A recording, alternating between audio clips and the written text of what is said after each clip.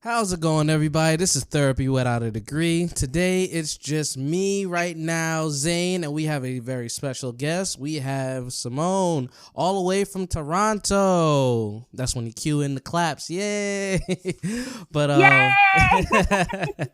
Simone, how's everything going? Things are going really great. I can't complain at all.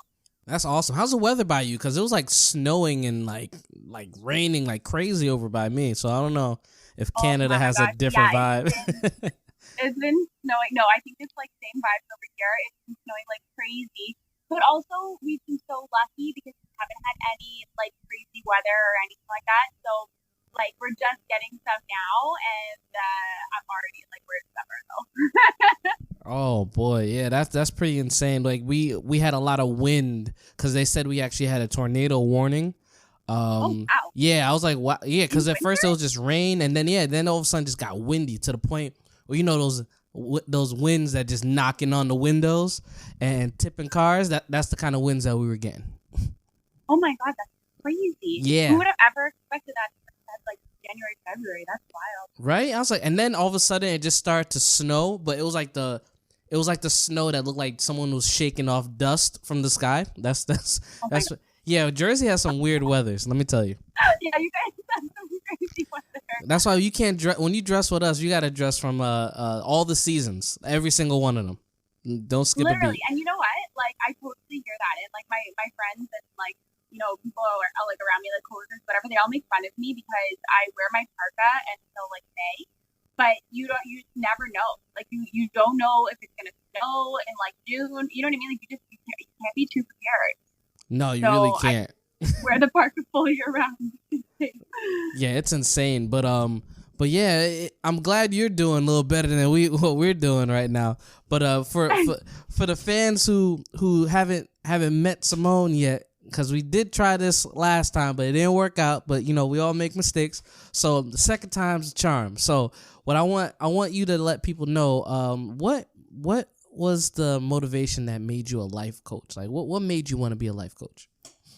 That's such a good question, and I love it so much. So it's interesting that you asked that question because I toyed around with that for so long, and I really, I when it comes down to it, when I think back of like the catalyst moment that made me want to do this, is that I woke up one summer or one day a couple summers ago, back in 2018, and I was so completely miserable. And I was just so unhappy with my life and everything that I had. I had and have, a great job. My family's amazing. I have nothing that you would typically like complain about. You know what I mean? That the average person would complain about. Yeah. But it's still like I could never like feel grateful enough for anything that I had. And I just woke up one day and I was like so tired of complaining and so tired of just not loving my life. And I was like, man, like there's got to be more to life than this. Like there's got to be more than just, I don't know, like waking up every day and doing like the step and repeat day and like not living anything that's like feels passionate or anything like that too. So anyway, that's kind of like how I started, and it's been evolving ever since. And so now I've actually shifted quite a bit as I continue to grow and like learn what actually makes me really happy and what I want to be doing and who I want to help. I've shifted into business mindset coaching. So mindset is like so, so, so important to me and to help people realize and see. And specifically entrepreneurs, because like as I found myself, in the entrepreneur world and starting my own business and running my business, it's crazy how much your mindset impacts like what you achieve and what you don't, what you hold yourself back in doing. And I see it a lot in the entrepreneurs that are like friends around me What do you think was like or one of the online. worst mindsets that you think really holds people back? I really think that it's comparing themselves to other people on social media. Like people are so hard on themselves and they really act like nothing that they're doing is good enough. And I don't know so much, not that they act that way, it's just they truly believe that way, that, that what they're doing is not good enough.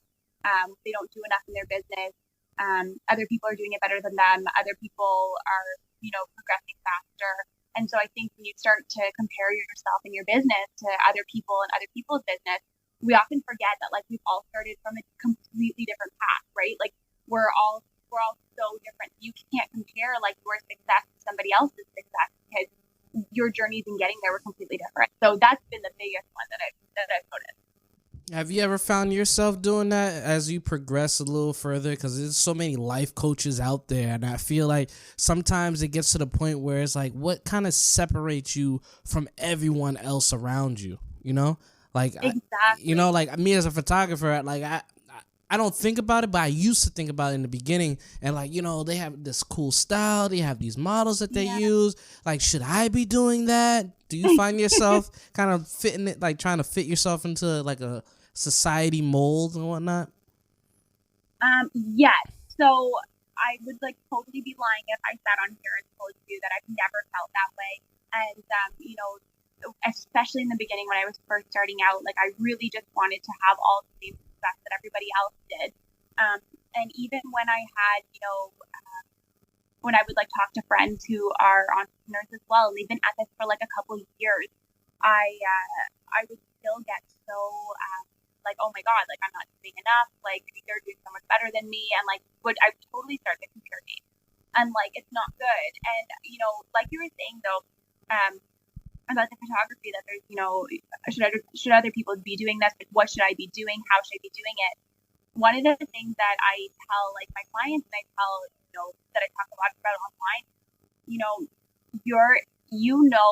what is good for you in your business within you. So just because somebody else is doing something doesn't mean that they that what they're doing is what you should be doing. You know what I mean? Yeah. And like one thing that I love to say to people, and it tends to stick pretty good because it makes so much sense, is that you will have so many life coaches, you'll have so many mindset coaches, you have tons of photographers, videographers, designers, graphics, everything, right? But nobody can do what you do the way that you can do it. And when you know that, and that there are more than enough people to help, clients to have, ways to grow your business, and that the people who are meant for you are coming to you. When you know that, you are like so golden. Like you are able to do so much in your business because you're not coming from a place of like a lack mindset. You're coming from a place of being just putting good vibes like out in the universe, and you get back like tenfold. That's a great point, because I was thinking about when I was doing photography. Yeah. I work with a lot of models, so I end up I show models by example physically how to model, and it was like I was like coaching. So I was doing that for a couple of years, and I never put a name to it. And then I was like, you know what? I'm a model coach, essentially. All the people who worked with me, is like, yo, I learned so much from you. And I started doing the techniques that you taught me. And I was saying to myself, like, wait a minute. That really means that I'm sort of like a model coach as well as like business, because I help them like find business strategies, different ways to market themselves, separate themselves from like the bunch. But when they don't know how to model, like I physically show them, like, if I could do this, I'm a dude. You definitely got this. You know what I'm saying? Like, definitely do it. Yeah, I try to build them with as much confidence and whatnot. Even when it came to like boudoir stuff, like in the lingerie, I try to, like, if like I'm wearing my hoodie and my joggers, but I try to make it seem like, I got my outfit on, the bra, I'm waiting for my husband to show, and they start laughing. It gets them more comfortable. And I think that type of experience is what brings more people to kind of work with me, opposed to just me having dope shots. And you brought up a great point. That's so good. I love that so much. And I love that you said that, because when you can like go in and like do stuff with people, like that's like the difference. Like people want to feel connected to you. You know what I mean? Like it's so cool that you did that, instead of like, losing your patience and being like, why can you not, to figure it out, right? Actually, like you're supposed to be a model. You're supposed to know this. I shouldn't be having to teach you all this stuff. Exactly. But I felt like when I was, you never know, because I was learning as a photographer and they probably were learning as a model. So I'm like, why don't we just learn from each other? And if I know things, I could help out because I wish I had a photographer kind of show me the ropes in the beginning, but I didn't. So I was like, why not? If I'm learning from models and photographers, I should be able to teach new people how to learn, do different techniques. Like I could teach you right now. I'm not even with you. So say if you wanted to kind of pose and send a selfie to your fiance. So what you want to do, people don't know what to work their mouth, right? So what you really want to do is you want to remember the vowels, A-E-I-O-U. That's usually a perfect placement for how do you want to work your lips. And they're like, oh wait. So instead of it always being pouty, you just say those vowels and see which one works, and just play around with it and go literally say A-E-I-O-U and then find that particular look. Like, all right, I think the U part looks perfect for me in this, that, and the third. And you just do that in the mirror. God. Yeah, right? Changes everything. I've never ever heard that before. That is so cool. Yeah, that's one I teach a lot of models who, if I'm doing like glamour or boudoir stuff with them, I tell them typically that's what you want to do when you're like, oh, what do I do with my face? Like I can tell you what to do with your eyes, but like what do you do with your lips? You know what I'm saying? And when they did that, they're like, oh my God, game changer. So much. Do you still do that now? Like, yeah. I still do that. I still teach people how to do it. I still do boudoir stuff and whatnot. But it's like I feel like other photographers who do boudoir too, it's honestly in that particular field, it's definitely educational because most of those people who do boudoir who actually hire you just to do their stuff, they've never really done it before or done it often. So it's always a teaching experience that you have to indulge in and teach models like how to work their bodies, what angles is best for them, and this, that, and the third. You know, when they do a boudoir set, you can't just come, like you have to have your hair ready, you have to have your makeup ready. Some of them you don't have to have your makeup ready, but it's like a whole process. And then what I typically do is I have them wear like their like a robe first, and then ease their way into like letting them, you know, just show their body off and whatnot, just to kind of build that confidence. And then they're like, oh yeah, it's not so bad. Perfect. It's all an experience, and what you do with life coaching is an experience, because when they sit down with you and they're like, oh yeah, I never really said that to anybody before. And then now they're going to remember, I could let go of certain things around this person. Simone is that person. I could actually, I feel like I could push forward in life. Exactly. That's exactly it.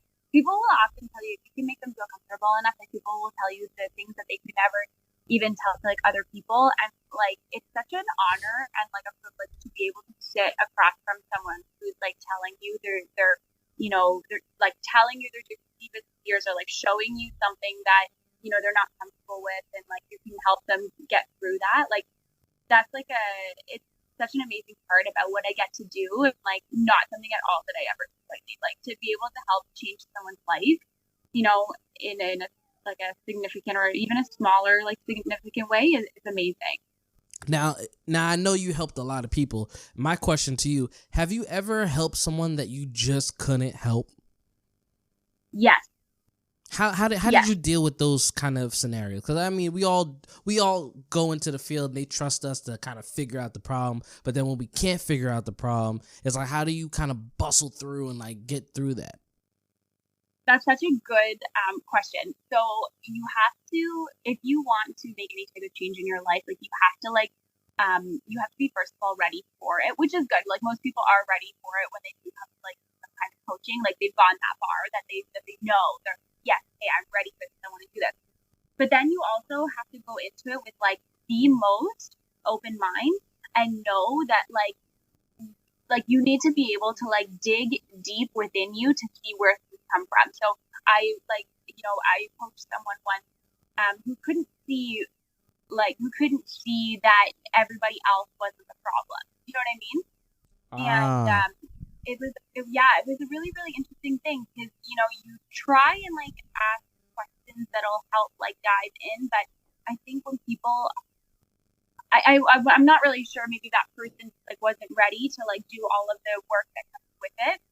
I don't know if that's like the right choice of words. You know what I mean? Like I'm trying to, let me see how I can explain this best. Like if I'm coaching someone that's kind of like this and like, isn't really like implementing like the feedback and stuff like that, like I'll leave them with homework to do. Yeah. And then it's like up to you to actually do it or not. You know what I mean? And it's like with anything in life though, you get what you give, right? So whatever you're gonna put into something is what you're gonna get from it. So there's tons of people that'll, pay for coaching and unfortunately, like, I mean, and you know what? I wouldn't say unfortunately, because in any case and in every case, some progress is, you know what I mean? Like people come to realizations that they've never seen before, and like, understand themselves in a different way. But I very often can see, actually pretty much all the time, like I can see all of the other reasons, the underlying issues, but like I don't tell people what the other things are that they should or could work on, because that's not what from my perspective, like what a good coach would do. Like you don't necessarily like tell people, they have to figure it out on their own, because you're meant to figure out things in life when you're meant to figure it out. You know what I mean? So if you go and like tell someone something and they're not ready to hear it, like that could just kind of mess them up a little bit, and like, oh, like what do you mean? Like I never even thought about that. And so it's like you have to learn when to like back off and whatnot. I feel like, sometimes it'd be like that, because I have friends, and I'm not a life coach or anything, but so when I would give advice, they'll be like, they'd be kind of, I told them the truth, they know the truth, and they're like, but you're hanging around this toxic individual, and you know what the issues are, but you continue to indulge because you're afraid of what happens when that feeling is no longer there. Yes, actually, that's such a good point. And like, I really try. Like, I personally, like, I don't coach like my friends, even if they have like issues or like challenges that they're facing. I really try like not to coach so much. Like, I try to listen more, because people aren't always like wanting to receive it. You know what I mean? Like, some people are happy with like thinking, all the reasons why something could have happened that like, that they're not at fault for. So, I don't know. It's really interesting. Like, I don't know. I guess like maybe in some cases, like most cases, I'm able to like read people. You know what I mean? Yeah. And so if it's like a good time, like I'll say something, but a lot of the time, people just want to like, talk and get it off their chest. You know what I mean? Yeah. Sometimes you just gotta open the field and let them know, like, like if you want to talk about it, I'm, just let me know, and then we'll sit down, grab a cup of coffee, and we'll talk about it.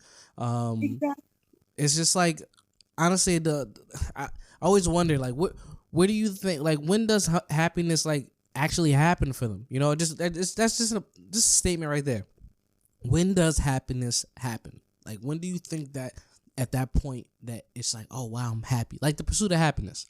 Like, after seeing that movie, I felt happy for that individual. And I feel like, do you have to go through hell in order to be happy? Like, is that like a thing? Like, do I have to go through these crazy trials and tribulations to feel happy? Like, what do you think can, like, when does that happen? That is such a great question. Nobody's ever asked me that question in that way before. My favorite tagline ever, I think you might know, I have a podcast called Happiness, and I close out the show every single time, and like everything that I say, every type of, anytime I send like an email or whatever, I always say that happiness happens when you're least expecting it. And it's such a true statement, because it really does happen when you are not trying to find it, if that makes any sense. No, usually it does. It does make sense. You know what I mean? Yeah. And it's cool, because it's like a lot of the time, like people who are unhappy, let's say, are unhappy because something has happened in their life, and they're not sure like where to go next, but they know that there's something more for them, and they know that there's like another side that they need to get to, but they're not really sure how to get there, right? And I don't know if you need to like go through all of like really intense like struggle and pain to be able to find happiness, but I think that you do need to have a level of like self-awareness, but also a level of like just genuine gratitude all the time. When you're able to like implicate gratitude into your life in everything that you do in every moment, like you open your eyes and you're annoyed that your alarm went off, but you're like, oh my god, I'm so grateful I just woke up. You know what I mean? Oh, I'm so grateful I just put my feet on the ground.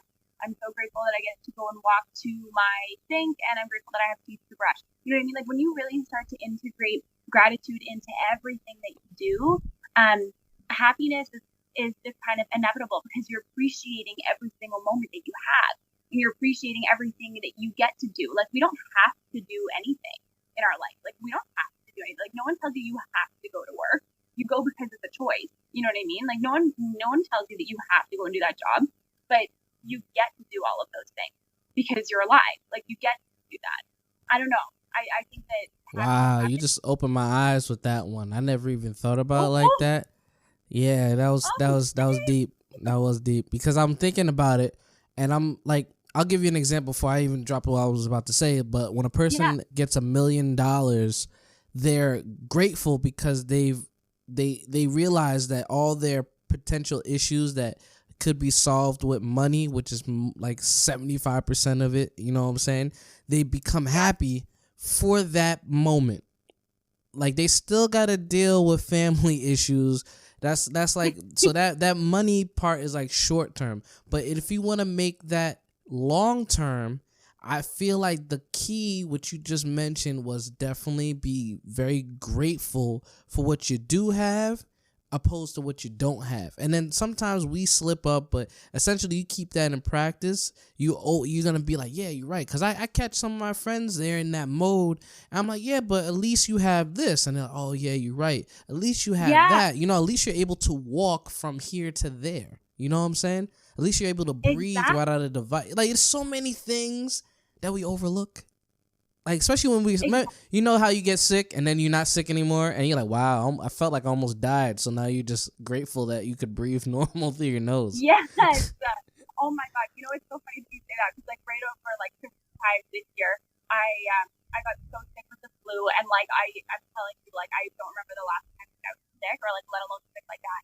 And I was sitting in bed and like I was so pathetic. Okay, like it was a flu, but like okay, come on, like it's okay. I was sitting there. I'm like, oh my God, like I can't believe, like I took it like so for granted. Like every morning I woke up and I felt good, and like and now I'm so sick, whatever. But like it's a little bit like dramatic when you think about it. But it's like when you get sick, you're like, oh my God, like I really wish I had that moment back where I felt good. But you're just reminding me of something. Have you ever read The Secret?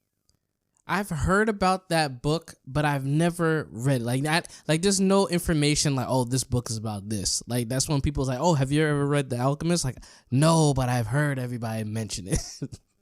Yeah. Okay. I just finished like reading it, but like audiobook reading it, so kind of like and it was so good. It talks about like the law of attraction and how like what you think is what actually like manifests in your life. So when you're asking me like about happiness, I keep thinking to myself like people, and like you were saying, like people look to money for happiness, but money is an exchange of energy. You know what I mean? Like money comes and money goes. You know what I mean? And so one of the things that they said in the book that stuck with me is that a lot of people like pay a lot of bills, right? You get a lot of bills sent to you, and it's the bills, and you're like, oh, like I have to pay this bill. You know what I mean? And it's like, oh my God, like I have to spend so much money on this, like this. Anyway, so she was saying in the book that when you get a bill, instead of looking at it and being like, oh my God, I really don't want to have to pay for this, like I don't have the money for this right now, treat it like it's a check. And so pretend you're receiving a check. And so what she would do is she would take the bill, and let's say like it's $100, she would add like a zero to the end of it.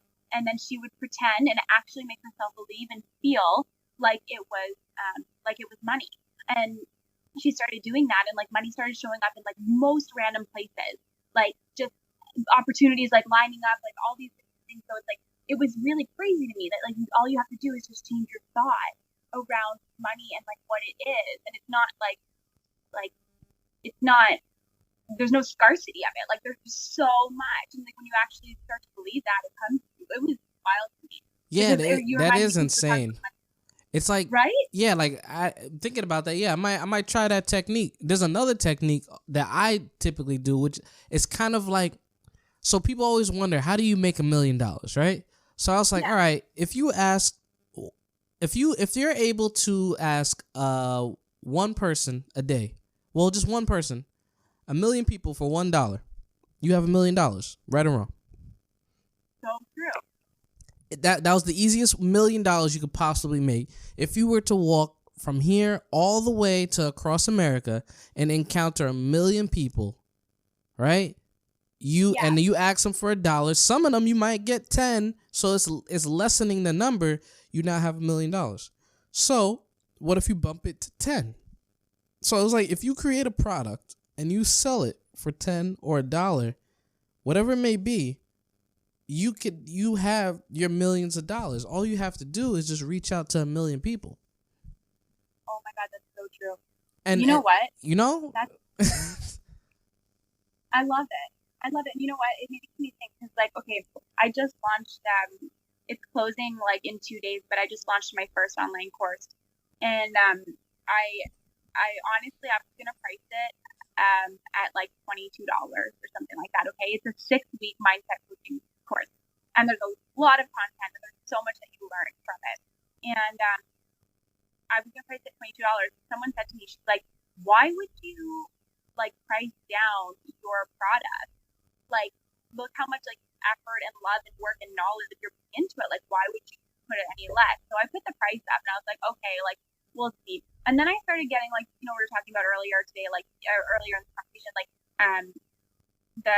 the like, oh, like, I don't know, like, so many other things. And then I started thinking to myself, like, oh, is anyone even going to buy it? Like, you know what I mean? Are people even going to join? And then, like, people did. You know what I mean? Like, people did buy it. And I was like, oh my God. I was like, this is crazy. But I really, like, I really shift my mindset around it.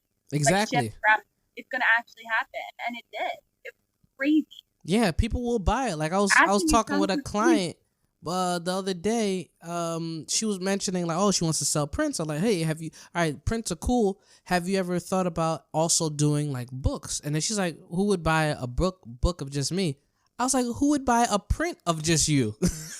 You know, like, it's crazy what our minds just play tricks on us. Like, you really, like, if someone's willing to buy one sheet of you, then that means that someone is willing to buy multiple pictures of you.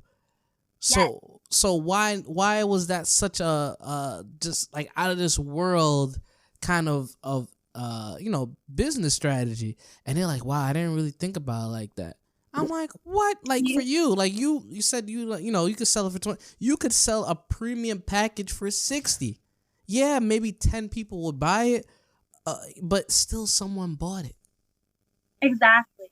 And, like, I think that a lot of the time when it comes to, like, stuff and, like, selling your own stuff, for example, I think that a lot of people, like, make themselves get discouraged because they're like, oh my God, no one's gonna buy it. And that's why I think they say, like, the first sale of anything is the hardest sale, because it's like your belief around that sale. You know what I mean? So it's like, and then once you have the first one, you're like, oh my God, like, yes, I can sell this. You know what I mean? Like, of course, like, you know what I mean? People actually want my stuff. I think it's more of, like, a confidence boost than anything. Like, that's the part that I think people have a hard time selling, because, like, they feel like their thing isn't something that anybody would want. You know? Exactly. Did you ever feel like when you started, like, and you put your price up, and it's that first customer that bought it, like, wow, you actually bought this? Yeah. You know what? It was actually crazy, because it was my first person who bought my course. It was a guy, and he is so amazing. He's so lovely. I've talked to him a couple times, like, recently and stuff like that. But he had told me, like, 2 weeks before the course even launched, he's like, when is it launching? Because, like, I want to buy it. And, like, he was the first person to buy it when it was available. And, like, to have someone believe in you and your product and what you do so much is, like, I don't think there are any words to, like, describe that. You know what I mean? Yeah, when somebody believes in you and buys your stuff and whatnot. I had one model, every time my issue would come out, she would always buy one. Like, I always, it was like I already knew who bought it, and it just felt good. That felt like, yo, somebody really took the time to buy this issue. And I have multiple friends, and they start buying, like, I get a lot of support from a lot of women. So I'm always going to give them a shout out every time I get. because honestly, I That's see the so good. statistics, and it's mostly women who buy my stuff. Like my number one clients is women. So when people ask me, "Oh, what do you think about this?" Right, and blah blah, I'm like, listen. I'm gonna look at both sides, but predominantly I'm gonna be on the woman's side on this one. Like all my clients out there. All my clients, they know I'm for you ladies. Just remember that. I love that. Oh my God, I love this so much. Like, but it's true. Like you do remember the first 10 people who've actually made a purchase. They believe in your stuff, and so when you started with the life coaching, like, did you ever think about like, all right, I'm getting paid for this.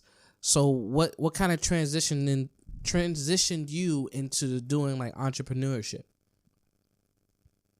It's actually, that's such a good question. I've always, okay, so I was thinking about this recently actually.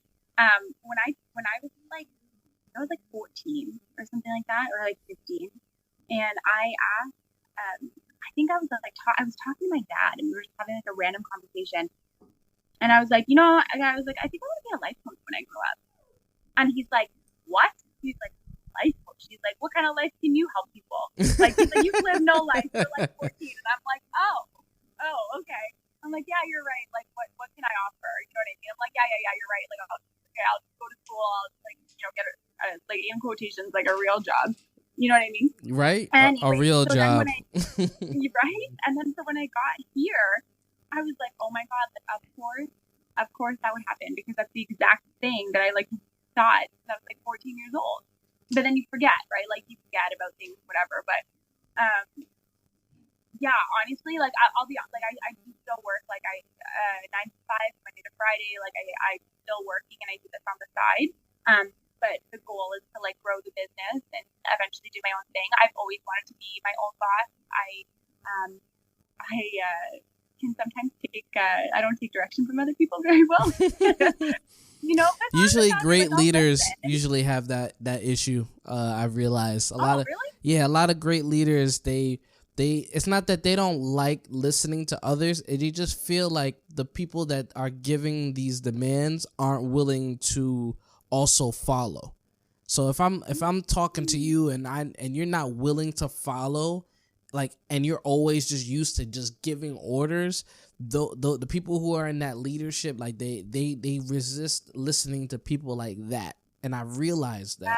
So it's because people always they're just being a rebel, they just want to lead. And no, I think they deciphered like, yo, this person, like, I'm willing to listen, but you just always want to give me orders, and I'm not really willing to I'm not trying to listen to you. We've all had that boss or manager where they like, you have that manager, that really good manager, like they're willing to listen, they're willing to listen to your direction, and they're allowing you to grow. And then there's those managers, like, what I say goes. Usually exactly. We stay at the job that they are listening to us and our opinions, and they trust us, versus the jobs that don't really care what we think, and we start to remove ourselves. That's a really, really good point. And like as we're talking about this, I'm like thinking to myself, like back on like all the jobs that I've had, and like, they've always been jobs that have like, I've always like run the show. Do you know what I mean? Like I shouldn't say it like that, like not in a negative way at all. Like I've just like always been like a one-man team that's just done it. Because you have ambition. That's the thing. You can't. Sometimes we kind of like water down our ambition. Like, I'm doing a lot, but I don't want to seem like I'm doing all the work and I'm taking control. No, it just means that your flame is a little brighter than most of the people you work with. Interesting. I like the way you put that. No, it's really, that's how it is. Some people go to work and like, I'm just here for a check. And then you have those coworkers that like they really are gung ho and like, no, I believe in this company, because they're grateful. I feel like the people who are grateful, like I used to hate going to work, so I had to switch that. So my thing was, this job that I'm doing is funding my business. Exactly. There's no risk.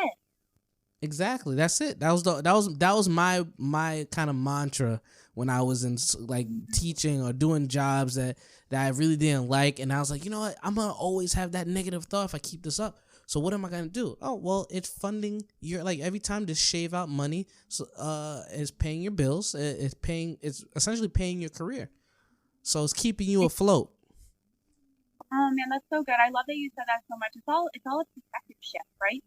Like I kind of said before, like you don't have to go to work and you don't have to do anything. You know what I mean? If you really wanted to and you really wanted to start your business, you could quit everything and devote all of your time to that. But there's also something to be said about like I don't know. If I think of like my job for example, like I love that I get to go to work every day and like help people and like do things that like help other people and like that are significant to them. You know what I mean? Like it's cool. It's a really cool like feeling to have. That no matter what you're doing, even if you're in I don't know, like if you're in sales or something like that, and you're selling to people, like you get to help someone buy something that they really want. You know what I mean? Like it's cool. Yeah, if you keep that mindset, it's a game changer. Like, wow, I'm literally helping somebody get something that they need, and I feel good about it. Opposed to, man, this guy just wants to get what he wants and blah blah, and then he's gonna leave, never come back, and then I'm gonna deal with the same naggy customer, blah. I'm like, man, you're gonna be miserable for the rest of your life. Yes, exactly. And I feel like, all right, so aside from like the business aspect, like going to work and dealing with that method, do you feel like that people in relationships also treat that like work as well, and that's why certain things kind of just fall out because they're thinking like, oh, I'm in this relationship, this person's not listening to me, I'm gonna act up, and so like, what can a person appreciate in a relationship? I don't think that question has ever been asked in any podcast in the world, but oh my god, no pressure. but what exactly should anybody be grateful in a relationship? Well, I'd say the first thing is be grateful that you have the person in front of you in your life. You obviously picked them for a reason, and like whether people stay together or not, I mean, some people just aren't compatible, and like you move on and do your thing, right? But I think that a lot of what's going on right now is that people are really distracted, and like okay, so for example, like let's say like you go to work all day, whatever, you go to work, you come home, you have to take care of all the things you have to do, and you come home, and you finally get to relax, and you finally get to sit on the couch, you turn on your Netflix, and then you turn on your Netflix, and you're just sitting on your phone, and now you're playing a game on your phone. So you have like two technologies going on in front of you at the same time. And you have like the person that you love who's sitting right beside you, who wants to tell you about your day, but you have decided to not give them the time of day because you're so involved in what you're doing. So I think it comes from like a lot of things. I think it comes from like a buildup of that. You know what I mean? A buildup of like, I would rather focus my time and energy into like my own phone and into what I'm doing, into people on social media, and like, checking out other people's lives or what other people are doing, instead of seeing, what the person right beside me is doing and how this person's day was. And, if they had a hard day, like most people, like, I feel like don't even talk anymore. You know what I mean? You just kind of, and then you wonder why people don't want to, like, I don't know, work on their relationship. And, you wake up one day and it feels like everything is all like a mess. And you're like, oh my God, like what happened? Like, how did we get here? But it's like, what actions have you taken to try and fix any of that? You know what I mean? Like, did you even notice? Like, I feel attacked. I feel attacked. No. It's funny because I'm the opposite. I was in the reverse. I was dealing with an individual that like past relationship that she was so indulged in her phone that it was like I was not that I was obsolete, but it was just like, don't you want to get to know me? Like, yeah. I feel like people get comfortable. Like, oh yeah, we kissed, we made out, yeah, we had fun times, and then when y'all together, like down the line, it's like there's that comfortability level which I stay away from. It's like, oh, I know practically it kind of gives off the vibe like, oh, I know everything I need to know. Exactly. I'm like, okay, I was exactly that person. Like the person that you're like the girl you're talking about, like that was exactly me. Like my fiance and I've been together for 6 years, and so I would just come home and like this was more back when I was like, you know, not in this space and doing this work and that I do now. But I was totally that person who would just like never put my phone down, and I was always like, you know, catching up on what everybody else was doing. And so like I say these things like from actual experience. And then finally it was like, he was like, okay, like, are you ever going to like ask me like how my day was? And when he asked me one day, he had said to me one day, what did he say? I think he asked me like, oh, how was your day? And I was like, oh yeah, it was good. Like it was fine, whatever. And I continued doing on my own thing. Then finally, like a couple of days later, he's like, you know, he's like, you never asked me about my day. Like you never asked me how my day was. And I was like, oh, I don't ever ask you about your day. Like I'm like, oh my God, like I never do. And I think that comes from, I guess I'll put myself on blast for a hot second, but I think that, I think it honestly comes from, again, like we all are responsible for like how we think and the stuff that we do and like how we want to handle relationships and how we react to things. Like that is a choice that we all make, whether we know that we're making that choice or not. Like when you're choosing one thing, you're saying no to something else. When you're saying yes to something, you're saying no to something else, right? Yeah. And so I was constantly just like choosing myself, and like I didn't have enough like actual awareness to know that, you know, our relationship wasn't as strong at that time, but it was because of me. You know what I mean? It was because I wouldn't communicate, you know? So I'm not saying that it's always one person in the relationship. There's things on both sides. And, you know, I'm not saying in this case in specific that, you know, like nothing was ever wrong on both sides. But like, I think when you can like be aware of your own actions and what you do to contribute to the situation and how you can make it better on your own, like if you can have that kind of self-awareness, then you can start to switch the conversation. You know what I mean? Then you can start to like shift it and actually like realize like, oh my God, I need to be paying more attention. And then also I think the other thing is that we think that we're going to have the people around us forever. You know what I mean? Like we think that we're going to wake up with them every single day. And we think that, you know, they're going to come home every single night. Like that's just something that we think is to be expected. But people are not guaranteed to us. You know what I mean? Like nobody is guaranteed in coming home. And, you know, people aren't guaranteed to wake up in the morning. And I think that it's not until you have some kind of like loss or like struggle or like trauma or something that you realize that people can be taken away from you. And you know what I mean? Like that can also start to like shift. And then once they're gone, that's it. Yeah, you know and that's why I always tell people like you gotta appreciate. And I feel so. What I did after like I went through a lot of relationships, so I try to figure out what can I do to maintain, because I feel like no one does research. I realize when they go into a relationship, they kind of just wing it like every single time. They never try to research. So it's like one relationship to another relationship, no research. I like, do you go to a job but not researching? So what I did was I would research and like, what did I do that was good and what did I do that was bad? What can I improve on that? And I just kept on moving. So then I also created a system that anytime you're in a relationship with somebody, create a checkpoint once a month. That's more than enough time. So every month you sit down and, hey, you know, I just want to make sure everything's good. Is there anything on the table that that happened within this month that you want to talk about? You know, the floor is yours. No one's going to get butthurt if you say and whatnot. It's just to get it off your chest, because we don't want that shit lingering on for X amount of month. Well, you didn't shut the seat, blah, blah, blah, blah. And now I fell in the toilet and you never care about me. And like, where did this come from? Where did this come? And you're like, oh my God, like it's escalating. Just escalate. So once a month, that gives you enough time to kind of break it down. And then, hey, I feel like you're on your phone too much. And that was, you know what I'm saying?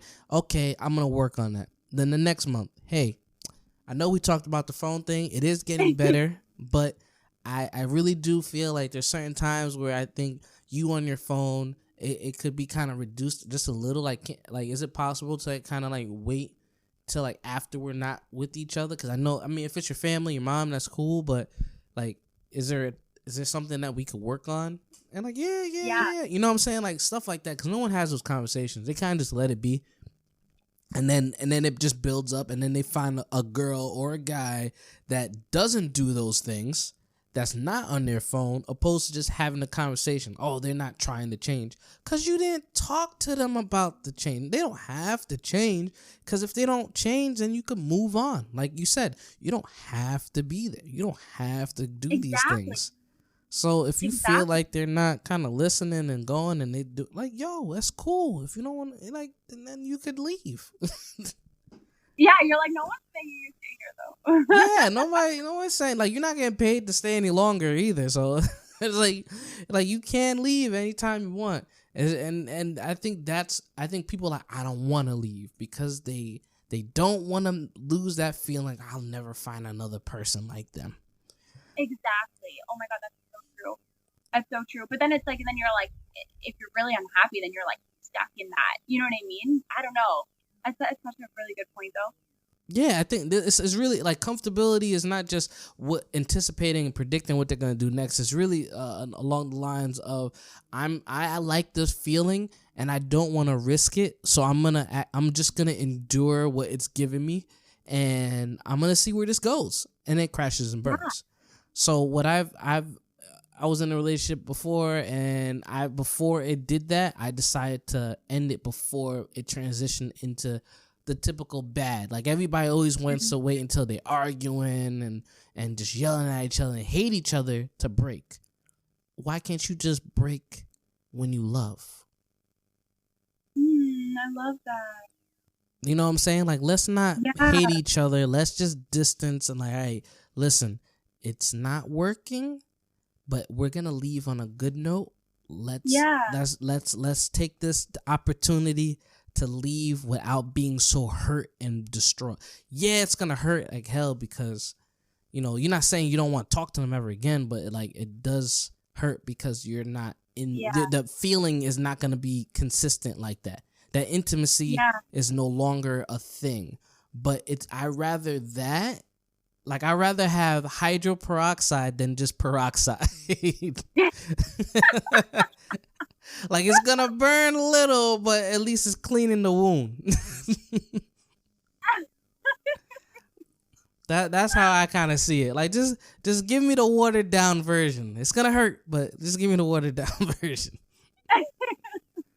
Man, that's a good point though, about, like, you know, people always wait for it to, like, hurt so much more than, like, it needs to. And, like, I don't know, I think if you're, like, in that place of, like, you're not really sure what to do next in your relationship, like, you do have, like, an option. It's like, do we want to fix this?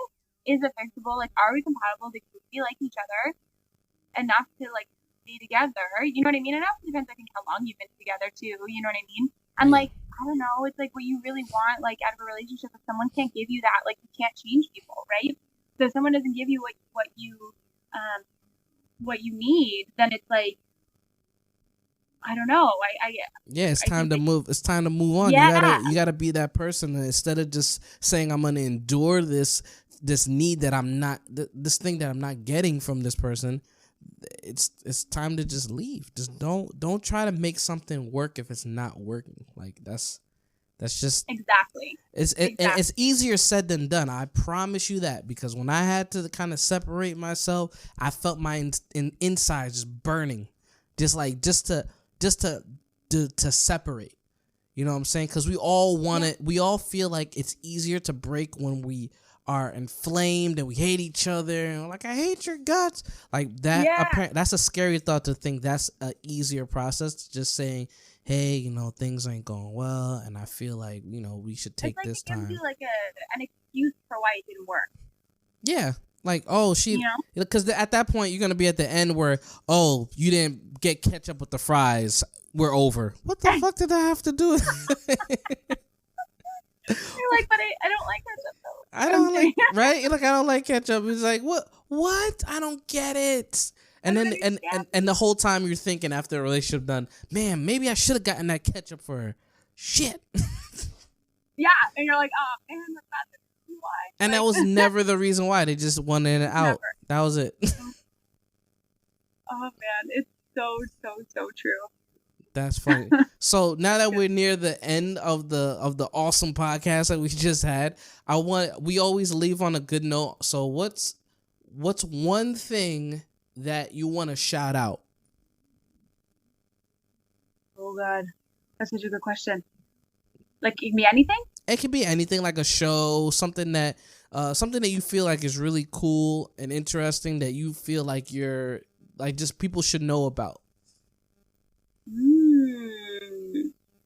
I think I said this on, because like we did this, you and I have done this before and it didn't work last time, but I'm pretty sure I said that.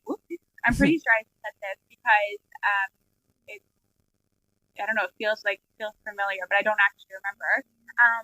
I have a friend, Dana, and she started this global social impact movement, and it's called Heroic Humans. And on her Instagram page, she features